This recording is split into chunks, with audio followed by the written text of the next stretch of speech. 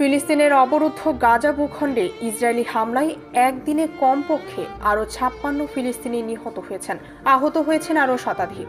এতে করে অবরুদ্ধ এই উপত্যকাটিতে নিহতের মোট সংখ্যা প্রায় 51,500 জনে পৌঁছেছে।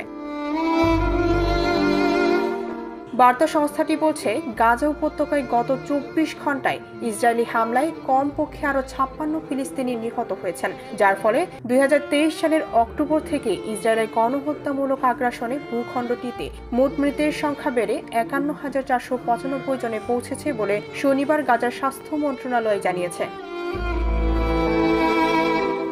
দীর্ঘ 15 মাস সামরিক অভিযানের পর যুক্তরাষ্ট্র ও আন্তর্জাতিক সম্প্রদায়ের চাপে 19 জানুয়ারি গাজায় যুদ্ধবিরতিতে সম্মত হয় ইসরায়েল।